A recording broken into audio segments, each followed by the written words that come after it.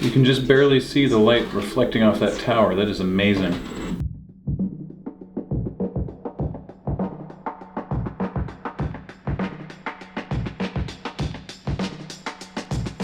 If you can find yourself a place with a kitchenette, or even not with a kitchenette, pro tip on saving money on breakfast is go to buy yourself some stuff. So we're having toast and marmalade and soft butter. That's not a thing. Spreadable butter is not a thing in North America. You got butter, which is hard unless you like leave it out, and you got margarine. But there's no actual just like spreadable butter. Hey, toast is done. We have no set goal on day 1 or 2. We have no set goal today on Wednesday. So we're going to the shops. Actually, we have one goal, which is to get a Wi-Fi hotspot so that we can play Pokemon Go. Because if Kathleen doesn't get a Kangaskhan before we go back to Canada, she might end me. We're staying in the suburb of St. Kilda, which I understand from a guidebook I was reading to be a suburb with a seedy past, but that does not have a particularly seedy present, which is nice. A lot of B&Bs around here. In our first half day or so here, not that many things sort of leapt out as like, whoa, this is really foreign and different, you know, because we're expecting, you know, accents or changes in colloquial dialect or whatever. But the birds has been a real startling change. There was a tree full of, I would have said parrots, like they were bright and colorful and the sort of birds that you'd see at a zoo in Canada.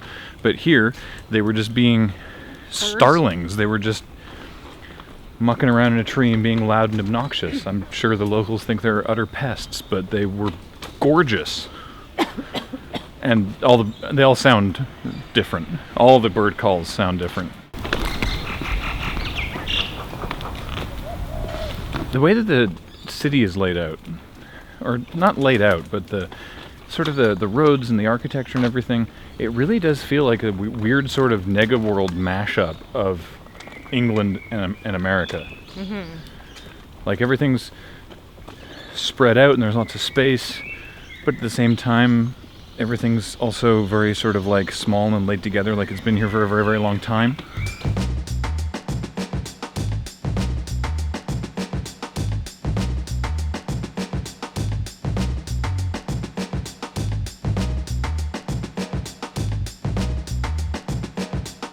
Alright, local beer review number 1, Victoria Bitter, because we're in the province of Victoria. I know that Australians are going to be like, really? Because this is clearly, from the signs up on all the pubs, this is clearly like the bog standard whatever that everywhere serves, but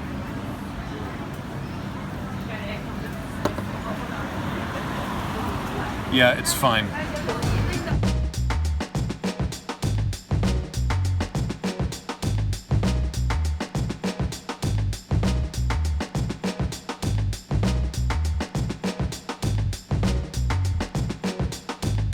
Looking for a portable Wi-Fi. I feel like we probably won't go through 4 gigs, but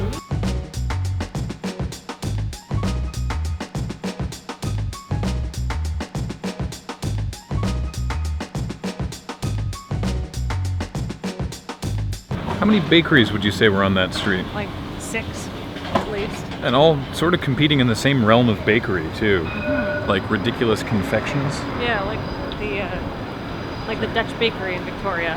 Yeah.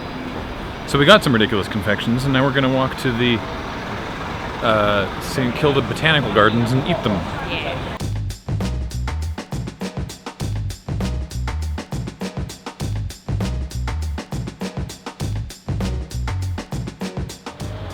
If you are Bigfoot, try walking away. If that doesn't work, get superpowers.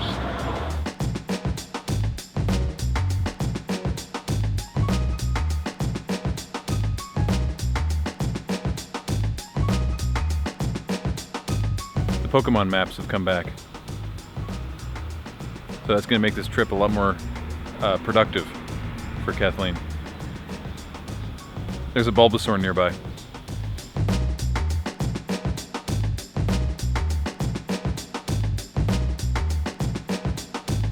did you get? I panicked and got a macadamia and chocolate pastry. Macadamia and chocolate. Yeah. And then, what kind of tree is that? That's a macadamia nut tree. Well, hey, what do you know? How very local. And I got a lemon slice. Which looks amazing. And these two things combined were 13 Australian dollars, so they better be good. It appears to me, from my basic perusal, like I think we're in an expensive neighborhood, but I just think it's expensive to eat out in Australia, which makes our stay home, eat toast and yogurt plan even better. This lemon slice is not what I was expecting, because at home a lemon square is more of a, well, the lemon layer in here is more of like it's almost like a buttercream, which I'd be worried about, but I trimmed my beard and mustache before we came here, and we have baby wipes. You don't realize how handy it is to have baby wipes on you at all. Everyone should carry wet naps on them at all times. They're just useful. But you never have a reason to until you have a child.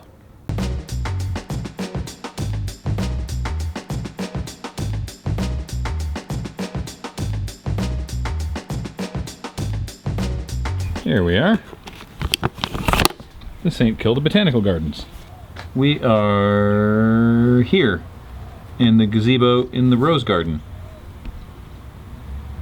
And we were there, which is sort of an empty area with some palm trees. I'm enjoying the St. Kilda Botanical Gardens, but not as much as my boy Girk. Girk has exhaustively tagged this gazebo. You do your thing, Girk. This is huge. This is...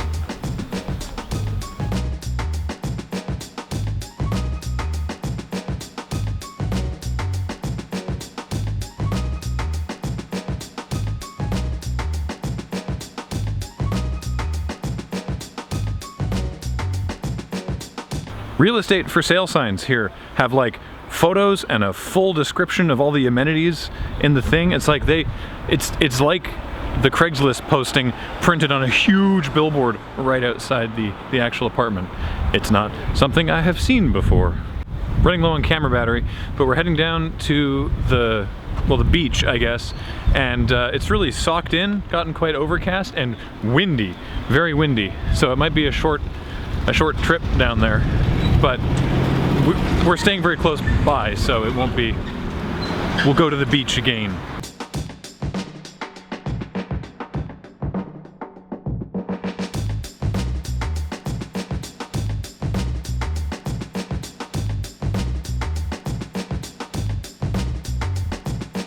As you can see, it's a busy day here at the beach. Look at all these great waves. Why not surf? Probably because it's also really cold. I imagine all the Australians are like, oh, what's this awful weather? And we're like, it's like fall. Yeah, like this is not that dissimilar to the weather we just left. No. Whereas here, of course, it's meant to be spring. So this must be a gross aft day. Yeah, and it's like, whatever. We're at the beach.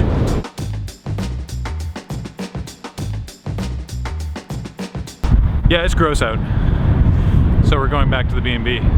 But the way to do that is this overpass across a freeway. So it's a bit windy.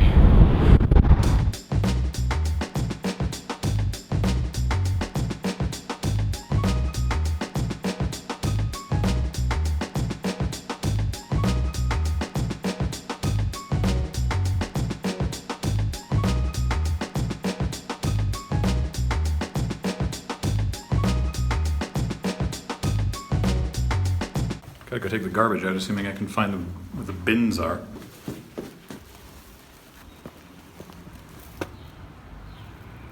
Just make an effort. Just try.